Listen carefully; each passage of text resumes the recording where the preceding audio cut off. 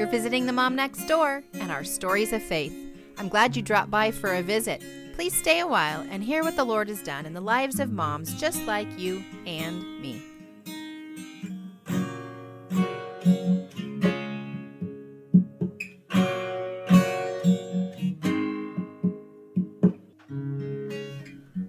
So many things impact our faith walk.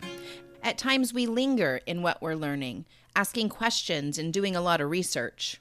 And as moms, we're prayerfully directing our children through life as they develop their faith. Today, we're going to be talking about something very practical, education.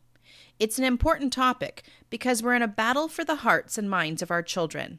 Our hope for today's episode is that you feel better equipped and encouraged in making educational plans for your children. And guess what? Even our educational choices are part of our faith journey. So let's get started. Hey friends, I'm glad you're here with us again today. I'm excited to have my friend Molly back on the show. She joined us on episode 55 when she shared with us her story of some trauma in her childhood and youth. That episode was called Courageous Vulnerability. If you'd like to go back and check it out, I'd welcome you to do that. But the reason that she's here today is totally different. We've been in a few groups, both online and in person, and I found that Molly always has articulate and encouraging words to share with the women that she speaks to. There's been something on her heart, and when she sent me a message about it, followed by, "Do you think this might be a good podcast episode?" I jumped right on it. Anytime I can share the stage with you, Molly, I'm in. So our topic today, it's education. So ladies, grab something to write on because I know there's going to be some gems that we uncover here. And I'm trying to figure out already what I might want to title this episode. And I'm kind of leaning towards education. Been there, done that. Because Molly, you've had a lot of experience in the field of education in a lot of different places. So I'm really excited to talk to you about this as we kick off the school year and get going. I know education is on the minds of a lot of moms. It's been an interesting last couple of years as our society has dabbled in home education and has had to just look at education differently. And so I don't know, do you want to just jump in and save me from my babbling and tell me maybe your credentials or let's just jump in somewhere? Sure. So I have a master's of art in teaching, and my bachelor's degree is in Spanish and social sciences. And then work history wise, I've worked in everything from kindergarten through 12th grade professionally, mostly in the same district, but different buildings around the district. And some of those were as instructional assistants in the classroom. And then I also taught, like once I got my teacher's credential with my master's of art in teaching. So I taught in a bilingual program. I have always taught in or worked in high needs, high poverty schools, just because that helps with loan forgiveness. And hopefully that doesn't start off or click off a whole other debate. And then I also have taught at the university level. I taught Spanish at a local Christian university. Then I've homeschooled my kids, and I've had my kids in a distance charter. So I have experience with almost everything but actual private school. It's the only arena that I haven't had. I haven't either been a parent or a student or a teacher. But even at that, because you have had experience as a teacher at all levels, I'm sure you have a lot of friends who have been in the private schools. And so I know you're privy to a lot of the water cooler chats. So anyway, so this is good. I'm excited to jump in and kind of pick your brain a little bit. I think I want to start out by just reading the beginning of that message that you sent me. You said, I see so many posts of people that say regarding homeschooling, this is so hard. I must be messing everything up. Or maybe they're questioning, can I really do this? How do you get it all done? And how do you stay motivated? And you said, please hear me when I say you can do this. It's not necessarily going to be easy. I'm not saying that you have to do it or that you should do it. But when you're processing through all of these choices that we have right now, you suggested that you always want to start with the why you're doing these things, and then considering the alternatives. So anyway, I don't know if you just want to take it from there, if that brings about a reminder of our conversation we had, and kind of like your heart. I mean, I think it tells you the heart as you see moms that are discouraged and they're really just wanting to do the best thing for their children, but yet trying to put all those things in place. So if I start with my why, that's not a happy story. And I will be brief and vague, but I also will just say that if you have kids listening, you might want to like send them to the other room for just a few minutes. But my why was I was teaching at a middle school, and I taught half-time in a bilingual program and half-time in just regular ed classes, but it was all math. I was teaching math or math in Spanish. And I had a student that was a convicted sex offender in that class. And my first year there, he left like 3 weeks into the school year, got sent to juvie, spent a whole year and a half plus in juvie, and then came back my third year there. And he was in my class. And this kid would not keep his hands off any of the girls in my class. And I did all kinds of things, and it was not unknown to the administration. I made the girls sit in the back half of the class so that they would have to go through the boys. I enlisted the boys' help. I made this kid sit on the floor in the front of the classroom because I had 35 kids and only 32 desks. So he had to sit on the floor in the very front of the classroom, always within my line of sight. But it's math. So if somebody raises their hand and asks a question, I go look to read off their paper to figure out what they're having a difficult time with, or try and look at their work to figure out the error. He would take that, whatever, 15, 30 seconds to go inappropriately touch girls in the classroom. And what disgusted me about that wasn't even that. I mean, that's not okay. And I'm not saying it was okay. But the administration didn't want to re-expel him because it gives the school a bad rating. And when the girls complained and were taken to the principal's office, the principal, it was actually the vice principal, repeatedly told them that we can't send him away. We'll ruin his lives. Do you really want to do that to this boy? You know, he just needs a chance to learn. We have to think of his best interest.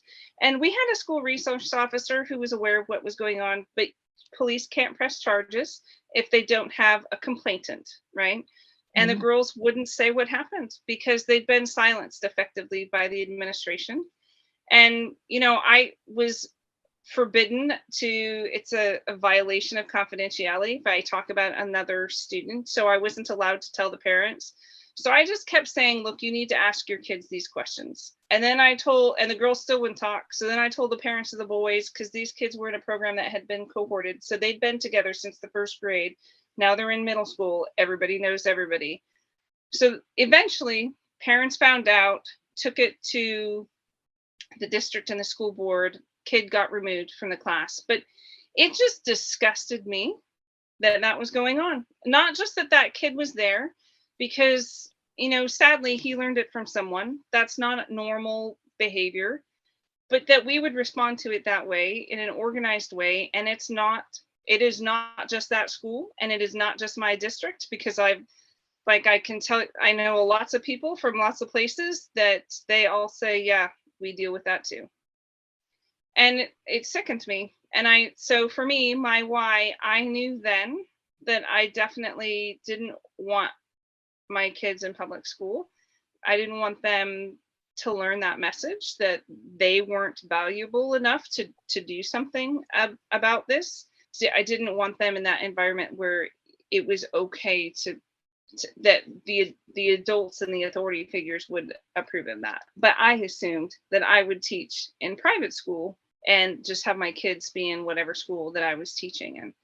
And for us, I have 2 kids that had congenital spinal disorders that required surgery, but it impacted gross motor, including bowel and bladder control. So you have a kindergarten still having lots of accidents. I just knew that it didn't matter where we went, they were going to get picked on and bullied. So we homeschooled. and then we fell in love. And I should be clear, we didn't actually homeschool. We did public charters where you're at home, and I had the ability, or still do actually, to choose the curriculum that they use, and we send in portfolios and student work examples and meet online with the teacher. We used to meet in person with the teacher once a month, but now it's a Zoom call. So that's how, like, for me, when I think about what am I doing, like, I know exactly what the alternative is, and I know exactly what's going on in public schools, and I'm not here to bash them, and it's not the teacher's fault, but I just, that is not,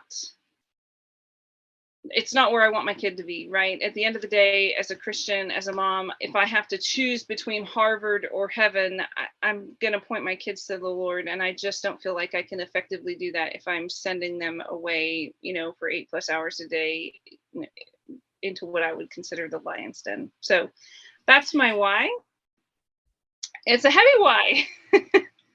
But I think it's important that people know what's going on there, right? Like, because that's not something that's going to come up at your PTA meetings, and it's very possibly something that your kids are going to not talk about because they'll be afraid or ashamed. But that's gotten worse. So we've talked before, and I've read so many words of encouragement, and as you sit here and you do a great job weighing pros and cons and all this stuff, I don't think that particular one was on the list. So that was not what I was expecting, but I do think that is that was my why. I have other whys, but like my very first, maybe I don't want to do this, because I had always thought to myself, it'll be okay. I'll know the teachers. I'll make sure to pick a good one. We'll choose a really good school. Like, I had all of these plans in my head. Right. And then that happened. And I just thought, you know what? Some things aren't worth it, right? There's no way for me to mitigate that. And if you get to the point where you are going to be a volunteer in the classroom for 5 days a week so that you can kind of help monitor some of that and watch it, you might as well do it at home, because you might as well homeschool, right? Yeah, exactly. Yes, absolutely. I have lots of other whys. So I think it's really important. People think about, I'm not qualified. Like, I hear that all the time. And so this is like, fun fact, I am a licensed math teacher, and I haven't had math since high school. So people think that's crazy, right? I didn't ever have math in college. That was not my plan. But I had been an instructional assistant at a high school in their math program with the Spanish speakers that maybe, they had the math skills, but they misunderstood the language. So I'm translating. So I was refreshing my skills there.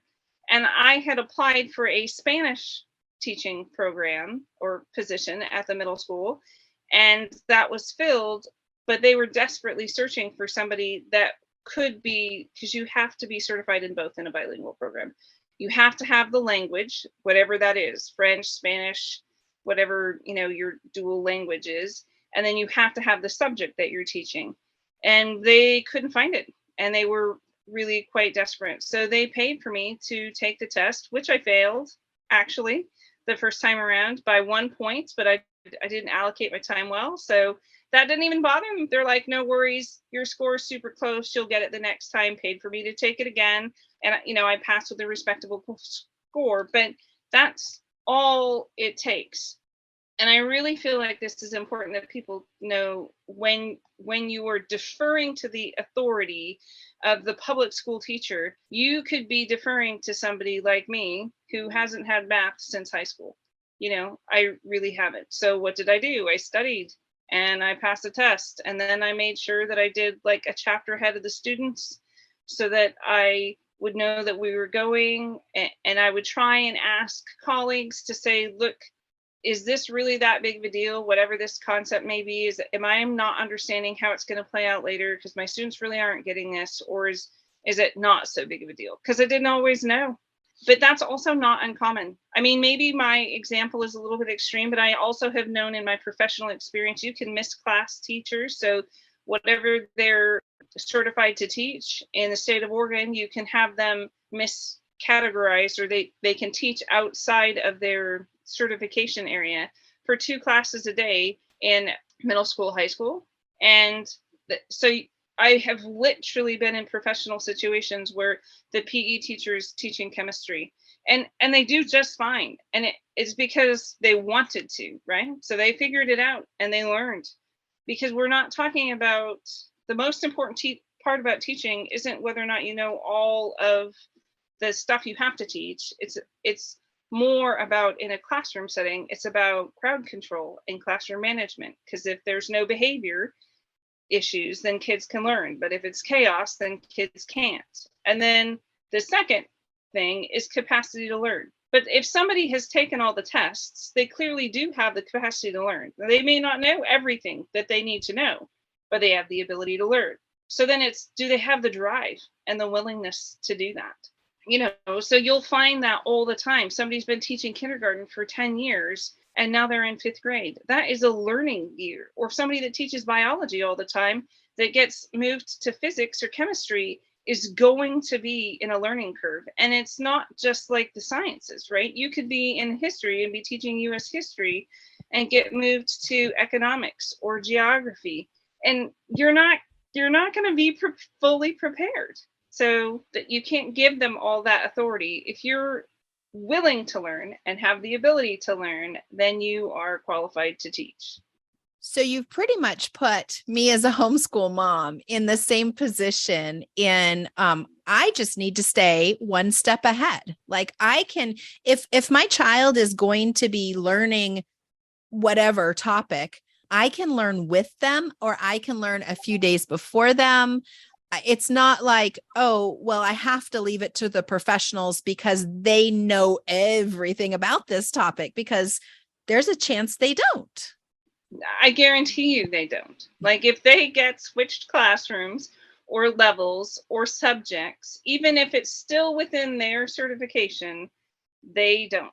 I taught Spanish at a university. Do I know everything about Spanish? No. If you ask me to teach a lit class tomorrow, I'm really good at 100 and 200 level Spanish. But if you ask me to teach, a lit class about Don Quixote or some classic book written in Spanish, I'd have to I've read that book, but I'd have to reread it. I'd have to reread it and build lesson plans. And it's about willingness and drive. And there does have to be a capacity to learn. But I've also I want to just say this. I don't think that I had this in the list, but educational research is, it's hard for me to call it research. Having been and done hard sciences in undergraduate, like what they call research is so much different than what the educational system calls research, right? Because everything's done by like survey and observation. But I don't want to be disparaging to my profession, but it's not a hard science. And so there's a lot of subjectivity to it. And educational research, you'll see trends, right? And every 10 to 20 years, they completely reverse each other. Do we want this? Do we want that? Do we it's just, and it's political even. But the one thing that educational research has continuously agreed on is that the number one predictor of student success is parental involvement. It is not income. It is not geography. It is not race or ethnicity. It's not parent educational level. It's not teacher educational level. It's not teacher-student ratios. It's parental involvement. And parental meaning guardian, adult, whoever, makes this kid cereal in the morning and helps them pack their backpack and sees that they're home and to bed on time. Whoever that is, if that person is highly involved, the chances are that kid is going to have a far more successful academic outcomes than somebody that's kind of checked out, which is why homeschooling works as well as it does, right? But it doesn't mean that you can't succeed in public school or private school, but you have to be an involved parent if you want successful outcomes. It's the the one thing that consistently is supported by research, and that despite prevailing political views, it continuously comes out as the number one important thing, and that's good news, because that means that when our kids aren't doing well, we absolutely have the ability to impact change. But it also makes sense, right? Because they say, well, but these poor communities usually have less involved parents, because it's usually a one parent household, and that parent is usually working sometimes 2 or 3 jobs. And so that necessarily means that they're not as involved and their kids don't do as well. So that money piece takes a back seat. So why do we get so overwhelmed and frustrated by the details and by the nuts and bolts of homeschooling? Like, if we know this, if we know that an involved parent is the key, I mean, it's the key. I know we cannot just say, well, I'm going to be involved, therefore just love on me, kids, let me love on you. We're just going to, hang out together. We still have to make some academic progress, right? And we have choices that we have to make regarding curriculum. We have to weight our days, like how much time do I spend on math? How much time do I spend on reading? So we get pretty overwhelmed with the logistics of homeschooling. I just wonder if you're so great at encouraging moms as we step back and we go, okay, yeah, you're right. You do have to do all those things. You do have to actually, we're not going to lead them and educate them by osmosis because we're involved and we do make their cereal. I think a lot of people don't know that. I mean, recently when COVID happened, there were school districts that hit the news because they wanted parents to sign a document online confirming that they wouldn't watch their child's classes with them, right? So I saw that. Yeah, I saw that. Although every school I've ever worked at always talks about parent involvement, I've only ever seen one really do things to try and increase parent involvement, because most often it's like it's education and it's a giant cog and you want people to fit in, but they don't always, right? So trying to meet people where they're at and give them, things that they can do that doesn't mess you up, that can take some effort on the school's part. And quite frankly, some parents aren't fit to be in a classroom. They're just not, right? They're a distraction. Some of them wouldn't pass a background check. Some of them have drug and alcohol problems, but they're still parents and they still need to be involved. So I don't necessarily think that the public system or education in general is super great about doing that. And even like with private schools, I have known many private schools to have like a requirement for service hours. But if you don't want to do the service hours, you can just pay them off. Like they'll tell you like it's this many hours or this many dollars. And that is so wrong, because it insinuates that like this is a statement that it has nothing to do with education necessarily, but it's a statement that really irritates me all the time when I hear it. Time is money, but it's not.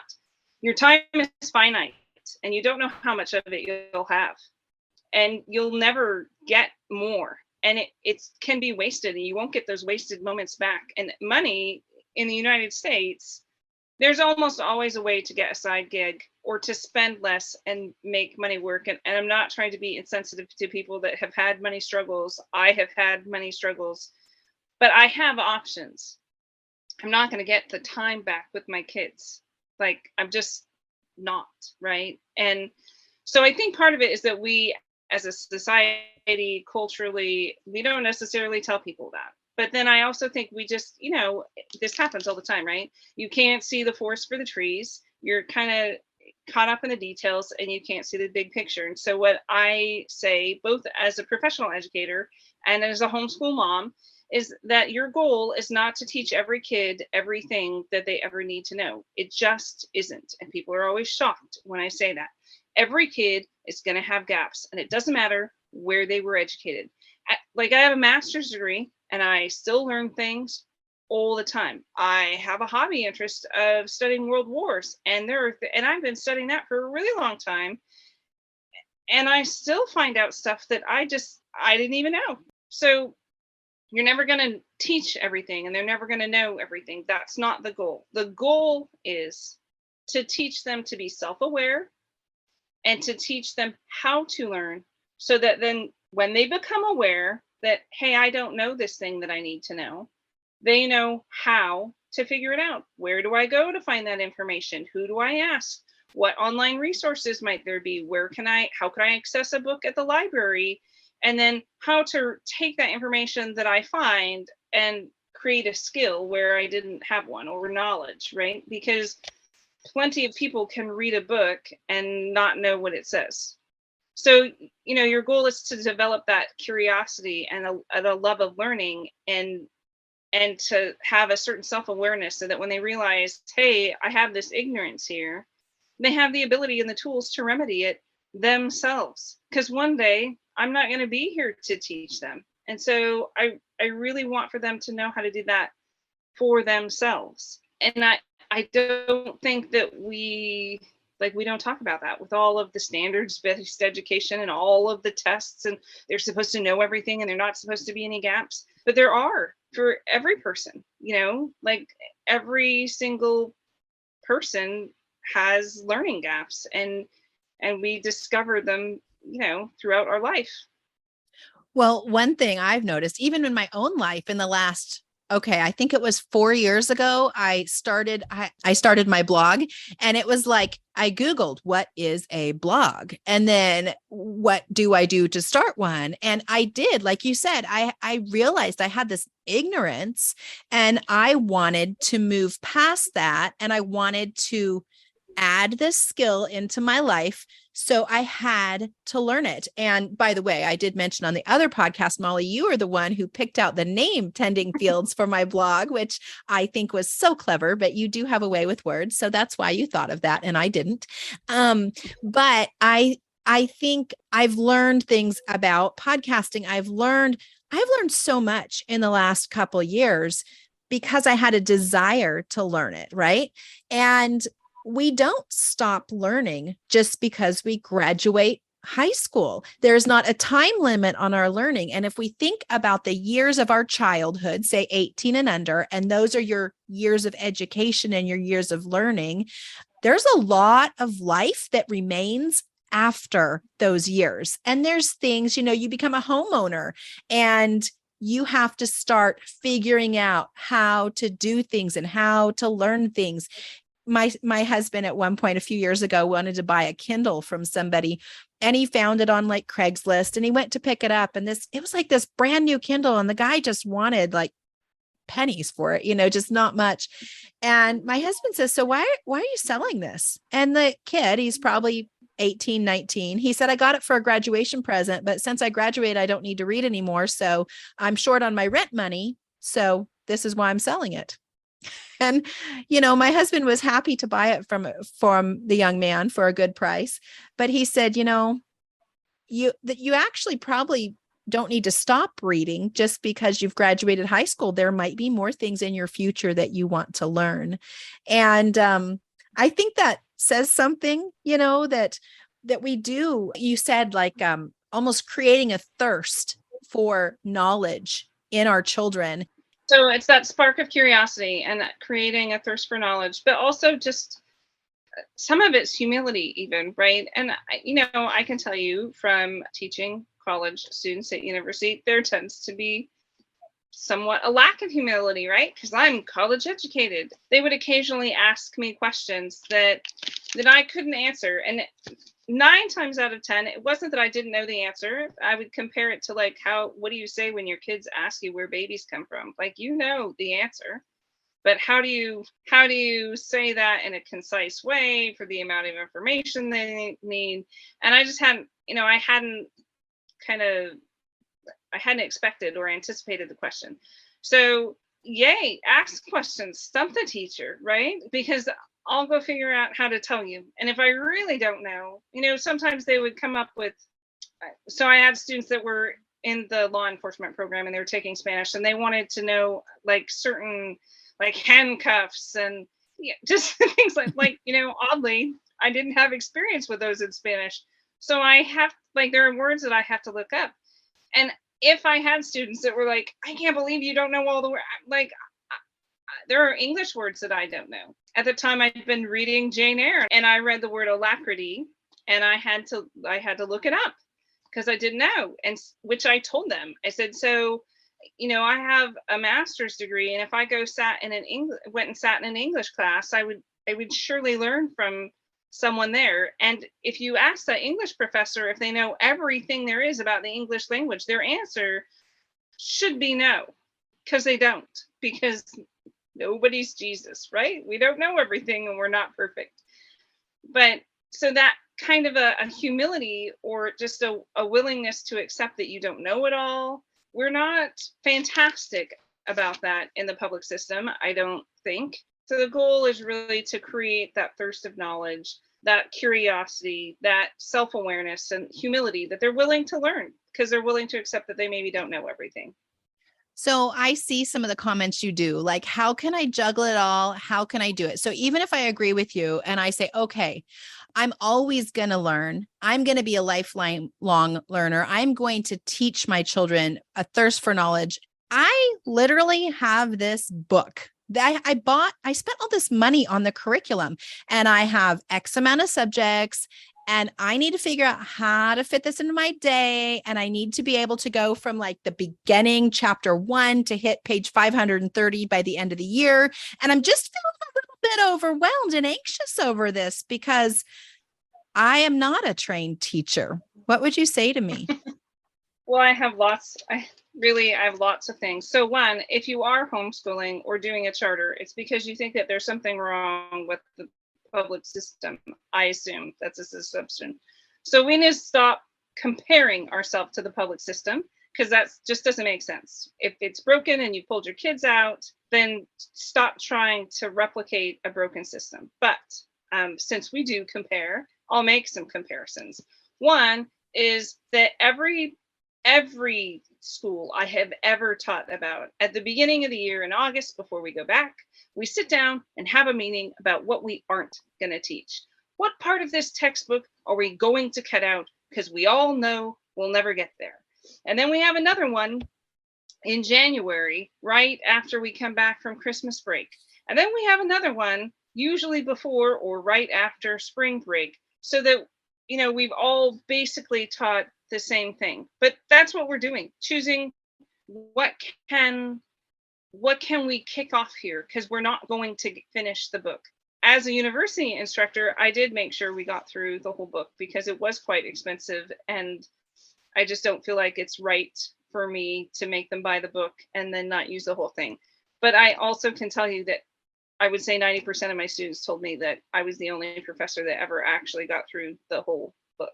Most professional teachers just don't teach the whole book.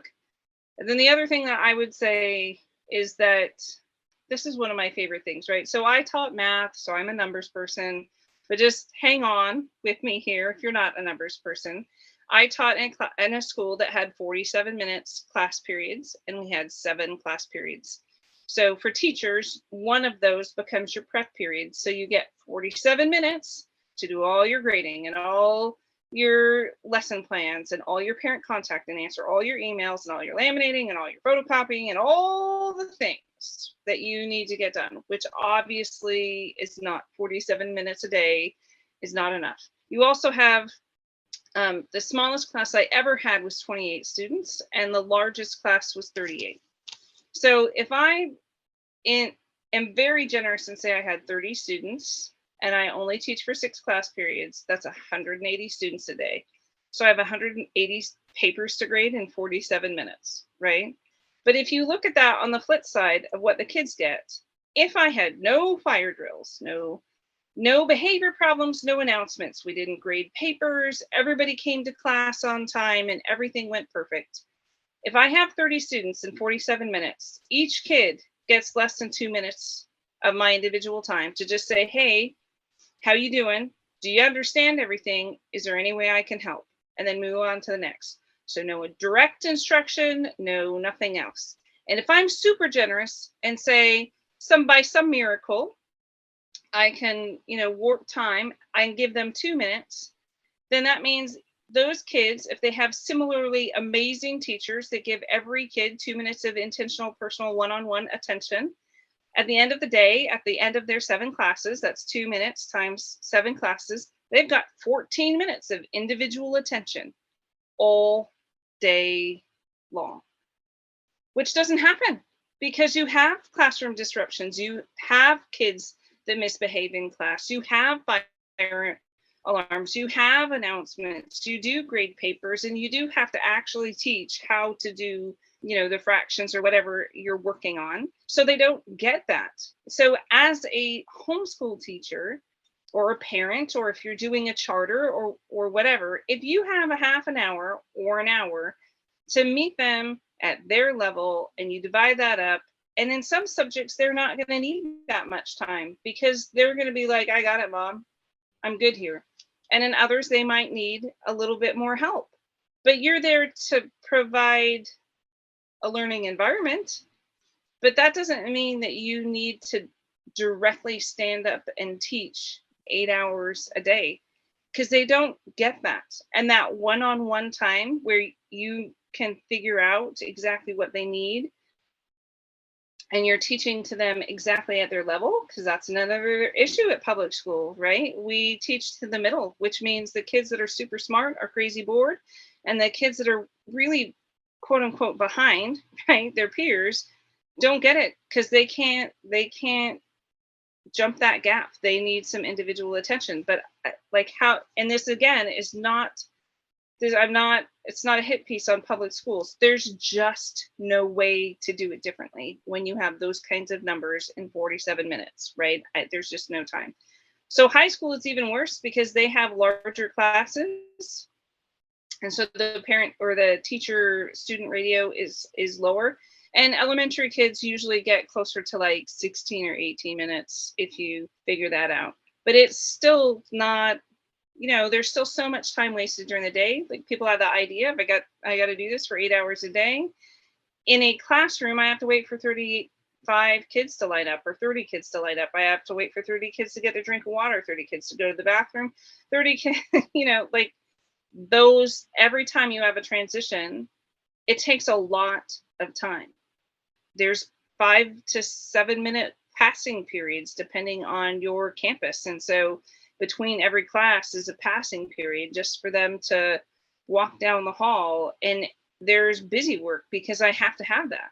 For 30 kids, I have to keep them all busy all the time. And that's just a classroom management issue, right? So if I don't have to do that, if I don't have to just keep you busy while I do real work with these kids that really need my help, or you finished your work and I can't challenge you because I really have to help these kids, like that doesn't exist in a homeschool. In a homeschool, if your kid is finished and they need your help to go on to the next thing, but you're helping a sibling, you say, go free read, go do your chores, trashes need to be taken out. But, there are other things for them to do. It's not busy work. It's life skills that they learn. We just think about things, constantly comparing to the public system, but we don't actually think about what that actually looks like. That's 2 minutes per class. You can give your 2 kids 2 minutes per class. And if you're a working parent, I'm not saying it's easy, but it's possible to do that in the evenings and weekends. Like it's possible. It's just that paradigm shift of what's my actual goal. My goal is not to create 0 gaps. My goal is to give them the tools to learn and the self-awareness to know that they're ignorant and how they can remedy that, right? And the desire to do so, because I don't want my kids selling their Kindle thinking, well, I have no need to read anymore. And that's a sad truth about, it's not just youth. There are plenty of adults who choose not to read, right? My heart is just going out to teachers right now. I just feel so sad for them. It's got to be extremely discouraging to know that that is what you're up against And also, I know on the time I've heard that before where teachers say, hey, I do a lot of grading at home at night. I put in long hours at home doing things, or they have to use their own money to buy like bulletin board supplies and things like that. And so, yeah, it just makes me sad for the situation. Like you said, it's the not a dig on them. It's like those are the facts. This is the logistics of how the school systems work. And if we did do some compare, it's not a competition, it is a comparison to say, okay, well, this is just a different way to do things, and there's benefits to one system and there's benefits of another. I think that's really good perspective for us to keep in mind as we head into a year, because yeah, homeschooling can get discouraging. And I know, let's address just really quick the number one complaint that people have, and maybe something they hear a lot from other people about a drawback from homeschooling is, of course, the socialization issue, right? This is That's what I my hear. favorite question. Okay, let's do it. If you homeschool, I'm just going to ask you to take a deep breath and not hate me for the next, I don't know, 10 minutes. Okay, so just breathe. So homeschoolers tend to overreact. We're a bit oversensitive to this question. And I wish we wouldn't be, because it's a legitimate question. And I honestly had it when we decided, okay, we're going to homeschool. I didn't know. Okay, so I had two frames of reference, and growing up, I knew two people that homeschooled, and one was a family who said that they were homeschooling, but they had a child that kept getting in serious trouble and was truant, and so they said that they were homeschooling to avoid truancy laws, and nothing ever happened, and we all knew it, right? And those people exist. They exist in the public system too. But that was one frame of reference. And then the other frame of reference was a lovely family that as a child we went to church with. And they were like, they didn't read books if it wasn't the Bible or somehow Bible related, like apologetics kind of things. You could read C.S. Lewis, but like to the extreme. They never watched TV. So we would just try and play, like our youth group leader had this thing called Bible baseball, and you could answer easy questions, and that's a base hit, or you could go for a double or a triple or a home run, and it would increase the complexity. And it took us the longest time to explain to them what that meant, because they didn't know what baseball was. Like, so really no outside references that aren't strictly biblical. And they were incredibly well-behaved children, very kind, very loving. It's not a complaint. That's not how I would choose my kids to be, because I want them to be in the world, but not of it. But to be in it, you have to be able to relate to people. And those kids did have some difficulty. I mean, they were very nice. So they didn't have difficulty speaking to people, but the limit of the subjects that they could speak about were limited, right? So for me, that's what I knew. And then I know if you're from the public system, or if you're a public school teacher, what you see of homeschoolers is all the people who have kids that for whatever reason aren't doing well, either behaviorally or academically, or you have a truancy problem, and you put them in and you pull them out because you're tired of dealing with the public school system. And then you get tired of dealing with your kids' behavior, so you put them back in, and then you pull them back out, and it's ping pong ball. And that's who they see all day long. And so people wanting to pull their kids are kind of suspected of being that, ping pong family who that kid's really not getting an education.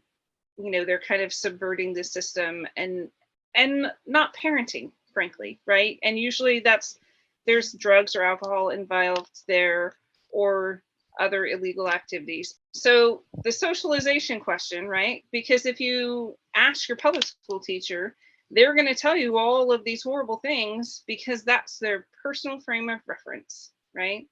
But the fact is that, for heaven's sakes, my schedule this year is insane. We have Monday night, we have Boy Scouts and American Heritage Girls. And Tuesdays, we have a co-op that's geared for high schoolers and middle schoolers.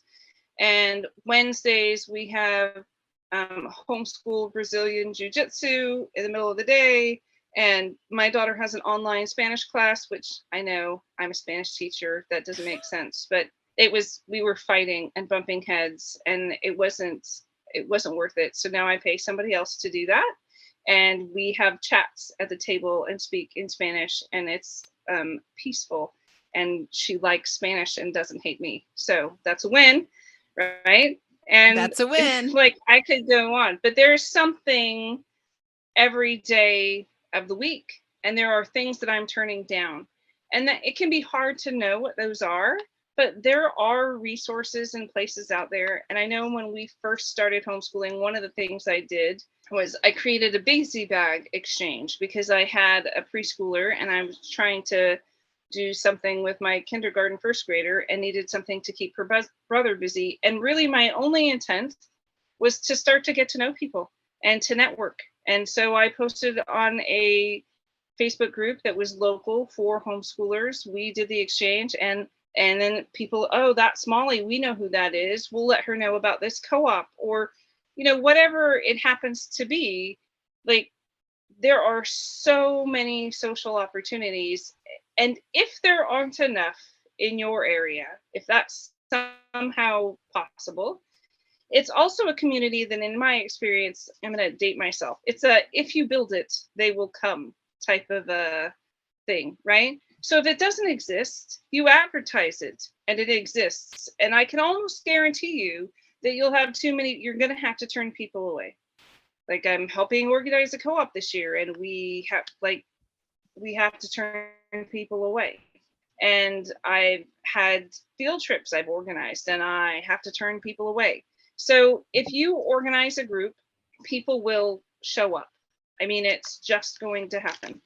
And there's every manner of co-op out there. Some that will, require you to teach classes in exchange for your kids taking classes, and others where you just pay and you're expected to be present, but you don't have to do any of the work, and stuff in between, really. But there are social opportunities galore, besides the fact that all of the things that are open to public school kids, like swim team at the Y, or youth soccer, football, like all of those sports activities are open to homeschool kids. Just, so those are all still there. I think that with the plethora of opportunities for homeschooling, I think it's kind of funny that another complaint by people sometimes is all homeschoolers are alike. They all do the same thing. They all think the same thing. They're like the unimind, And then I think in the different social things that we've been involved in the different co-ops that we've been involved in, there's button heads, like there is opportunity, and there's a lot of people that have differing opinions. And so not only is it a social event to go out and do something, it's an opportunity to work out your worldview, to practice the things that you've been learning. Maybe you're taking a class on apologetics. You know what? You're probably going to have an opportunity to practice that and work it out in one of those homeschool groups. So I think that also is an interesting thing, is that there's a lot of variety and diversity within the homeschool community, that there's a lot of learning just by attending events. Yeah, no, I think people misuse the word socialization as well. So I feel like I should just cover that. So the idea of socialization, it's about teaching the youth, right? But it could be adults, because adults can be poorly socialized, how to behave in social situations in acceptable ways. That's really it. So arguably, homeschool kids are better socialized, because I'm gonna use an example from my public school days.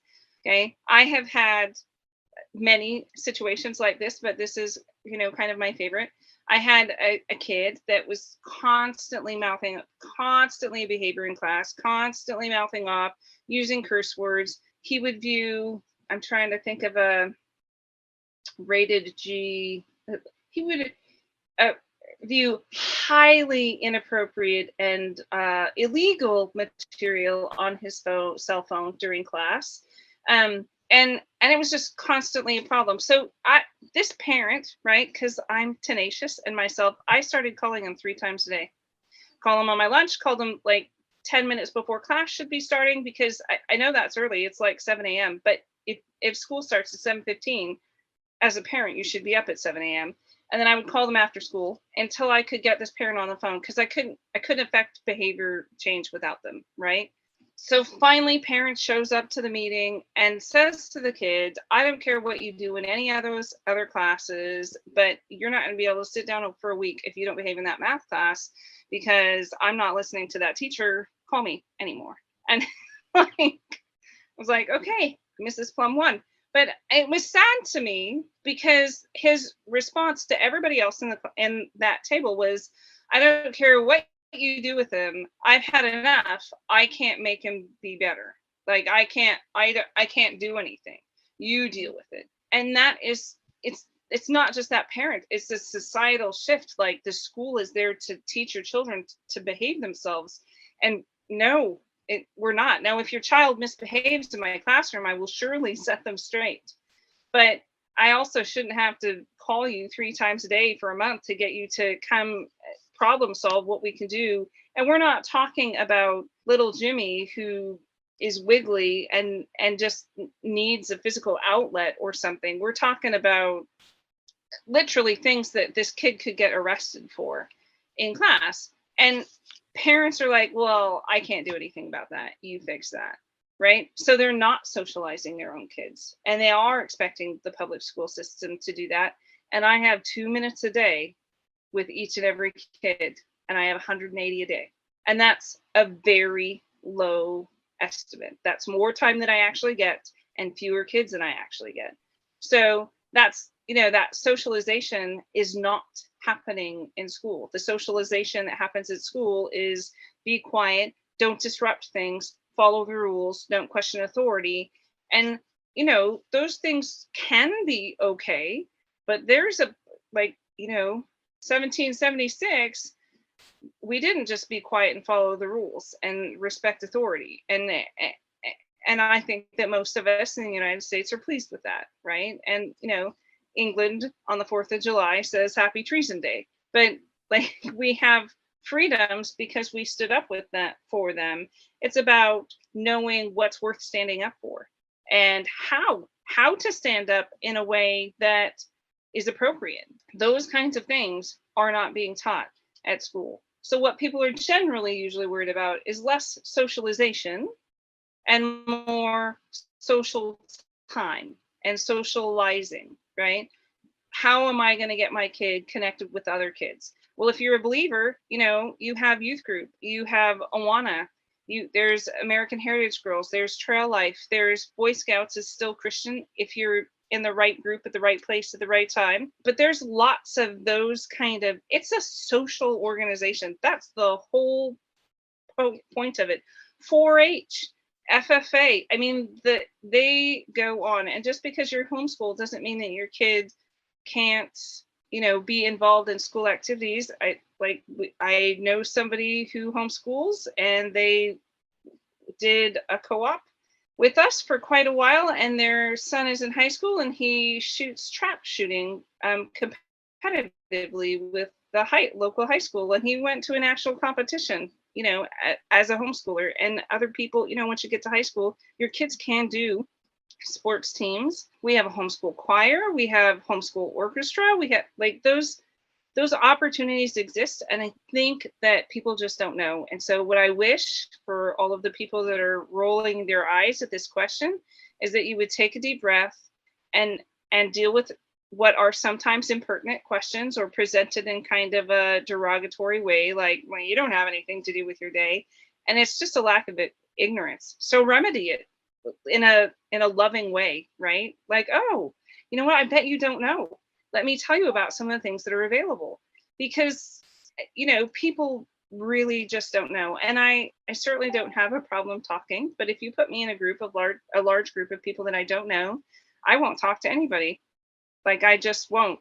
I'll be on the edges. I'll make sure I know where the exits are. I'll watch my kids to make, because that's just not going to happen. On a smaller group setting, I will absolutely kind of dig in, but it can be hard and daunting. And so, coming from, we're in a church where very few people homeschooled, and you're recreating your social circle because so much of social time revolves around public school for public school families. So you gotta think outside that box, but they exist, and those groups are out there, and the reality is your kids will actually have more time to socialize. Like, I have a daughter that will be doing ranch hand work at a local equestrian. It's a Christian equestrian camp, and she'll do that all day, one day a week next year for both PE and work experience. She would not have that opportunity if she wasn't homeschooled, and that's going to be plenty of social time. Yeah, they can follow their social interests, but also just their hobbies, or maybe a bent for their future job, for their future career. So we have had a lot to say, and I kind of think we could go on a little further, but I think we should probably wrap it up, and we're going to book another podcast because we did have, before we hit record, there was even yet another topic that we decided we should talk about. So you're coming back again someday, but until then, are there any other little pieces that you want us to be aware of that we should just know as we sit here and grapple with these ideas of education, and what does it look like? And maybe as we go to the Lord and just pray about it and say, where do you want us? What do we need to know as parents? And what is your heart in this? I honestly don't know if I said this already. So I will say honestly that homeschooling is both the best and hardest thing I do with my time. It's definitely not easy, and I love my kids, and I'm happy to do this. But for me, when I start questioning myself, I go back to my why. And if you're in public school or trying to decide what you want to do, it's so important that you know what's going on in your kid's classroom. And this is way back in 2007. Actually earlier than that, because that's when I graduated with my master's degree. So 2005, we had gender identity in kindergarten classes, and it was part of the quote diversity curriculum. And some teachers would teach it and some teachers wouldn't, right? But they were reading a book called I Am Jazz. I cannot recommend it. And that was in kindergarten, and that was in 2005. So we hear now way more about things that are being taught in school, but even just things like, there's a book called The Bluest Eye, and that's an exemplar. It's on the Common Core exemplary literature list, and it's written from the point of view of a pedophile that's sympathetic to the pedophile, as if that behavior is acceptable and good, and oh, pity me, I have this affliction. There's also a book called Lolita that I can't even use appropriate language to describe that. It's considered a classic, and these are books that are being read, but it's not just the literature choices. It's gotten to the point that there are many administrators that are demanding accountability from teachers so that they can no longer just ignore things. Because you used to have Christian teachers that'd be like, you know what, I just can't do this. I'm going to shut the door and teach what I want to teach. And there's still some of that in some places, but the ideology and the mandates, it's now being written in every curriculum. So you'll have random math problems talking about LGBTQ. It's a story problem covering LGBTQ issues. And you'll have it in science, and it's in everything. And it's very anti-Christian. Even, like my brother and sister-in-law pulled their kids out of public school, and they were in high school when they pulled them out. But they were required to do a persuasive essay, and they got a 0 because one of their kids wrote their persuasive essay from a pro-life standpoint, and that was hate speech, and they almost got suspended for that. And in the photography class, there was pornographic images that they displayed in a school art show because it's art. So that makes it okay. And so I know that when I started teaching and I saw that stuff in the class, I had heard people say, there's spiritual warfare. They're really after your kids. And I really thought, I know teachers. They're good people. I know plenty of people. They're Christians. They love the Lord. And I still know people like that, and they're leaving, or they're in counseling because they're having to violate their conscience to be able to keep their job. And it's a toxic environment. And so if you're going to keep your kids in public school because you've decided that that's what's right for you, I just would encourage you to really spend a lot of time at your public school to know what's being taught, to know what your kid is doing, what they're being exposed to, because it's certainly not wholesome. It can be damaging, and even just things that they are taught that's not helpful, like to fear the police, which, if you listened to my previous podcast, I did go through childhood trauma, and my offender was a relative who also happened to be an ex-police officer. And for me to then behave in such a way to hate or fear all police officers, that would be a detriment to me and my children, right? That doesn't help me, even if I have concerns about the way someone does their job. So those are things that literally will endanger their lives one day, and it's again, like if I have to choose Harvard or heaven, I would rather point my kids to the Lord and choose heaven, but that is going to take a significant amount of work if I were to choose to send my kids to public school. And I think that there's a lot of people that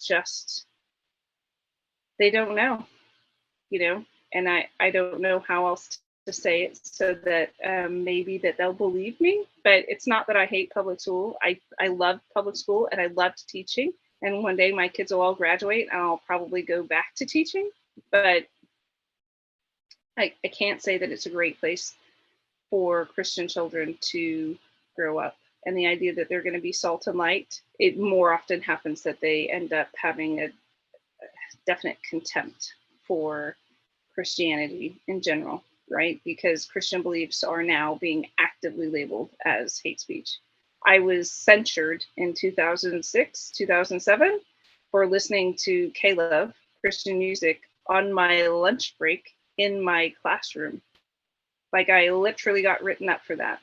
And that was over a decade ago, just because I had Christian music on during my lunch period. And there were kids in there. Just the door was cracked open. So it's not neutral, right? Education is just not neutral. So I'm never concise about anything. I apologize.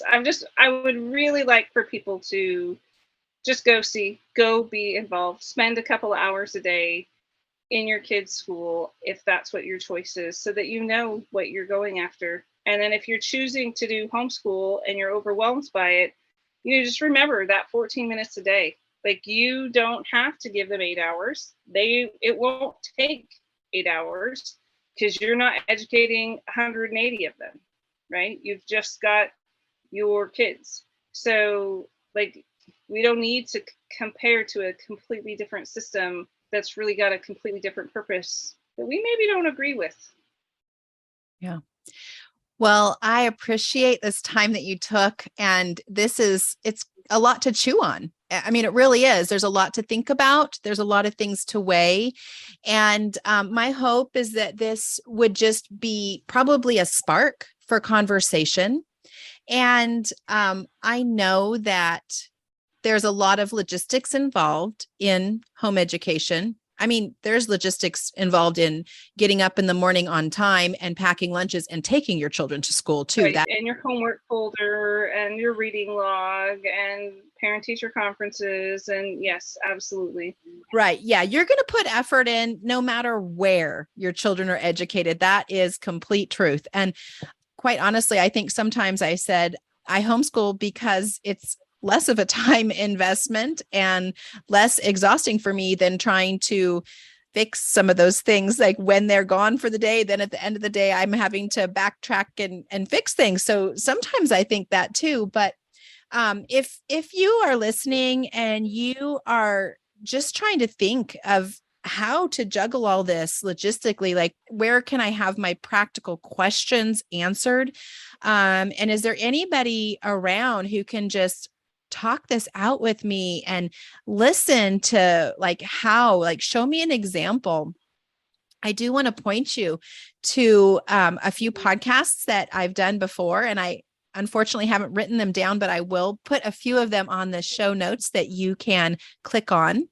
There's also some great organizations out there like HSLDA. And if you go onto their website, you can look up your state and click on that, and it will give you some support groups where you are that can help you get started or encourage you along the way. Also, we have a group on Facebook, like I mentioned, that Molly named my little blog and all the stuff I do as being Tending Fields. So we are all tending the fields of our home. We are tending our marriages, our children, our extended family, and our education, along with laundry and dinner and groceries and all those things, right?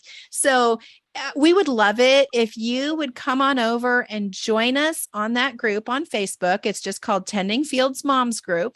And we talk about a lot of things over there that are practical. And so if you have questions about homeschooling or you want to connect with some other moms and talk about the practical things of life, please come join us over there. Please take a second to subscribe to this podcast. And if this episode just really spoke to your heart, you can share it to your friends on Instagram and all the other places that will help it get seen a little bit more. And Molly, I just want to ask, would you mind praying for us and for the school year, for our hearts, like all the things?